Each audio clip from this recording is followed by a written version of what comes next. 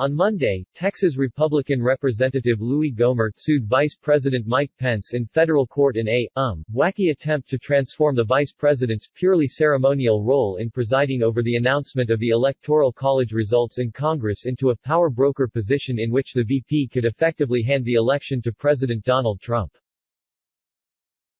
We continue to hold out hope that there is a federal judge who understands that the fraud that stole this election will mean the end of our republic, and this suit would ensure that the vice president will only accept electors legitimately and legally elected, Gohmert said in a statement on Monday. There must be an opportunity for a day in court when fraud was this prevalent. It's probably worth noting here that there has yet to be any proof of the widespread fraud that Gohmert, Trump and the president's most ardent backers continue to allege. In fact, as the New York Times noted over the weekend, the Trump forces have lost all but one of the 60 lawsuits they have brought attempting to prove voter fraud. There have been 0 documented instances of widespread malfeasance, be it dead people voting or non-citizens casting votes. There's just no they're there. Like, none, unbowed by that absence, Gohmert has plowed onward. And while the legal case is a joke, and that is putting it nicely, it's worth examining what would happen if Gohmert's fantasy actually came true, and how distinctly unconservative it would all be. So, for the sake of argument, let's assume that Gohmert is successful.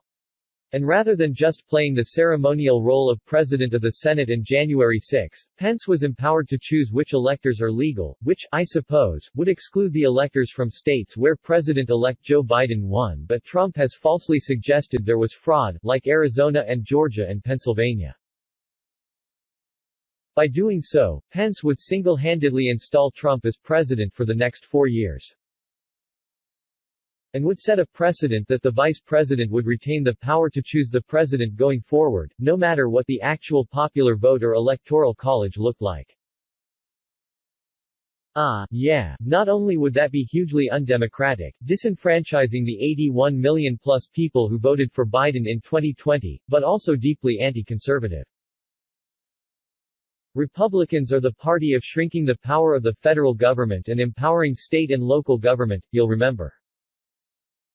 Which means that suing the vice president in order to allow him to single-handedly overturn the results of a presidential election should be totally anathema to people who call themselves conservatives or Republicans. Because it would create a federal government that is all-powerful, able to ride over the whims and votes of the states. This, of course, isn't the first time so-called conservatives have abandoned principles in vain attempts to reverse the election results. Earlier this month, 18 Republican-controlled states, led by Texas Attorney General Ken Paxton, sued to invalidate the election results in Georgia, Wisconsin, Michigan and Pennsylvania.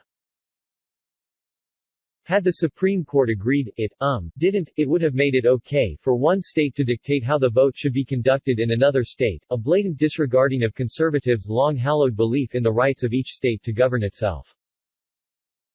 This wholesale abandonment of fundamental pillars of conservatism in pursuit of making Trump president for 4 more years, than isn't new.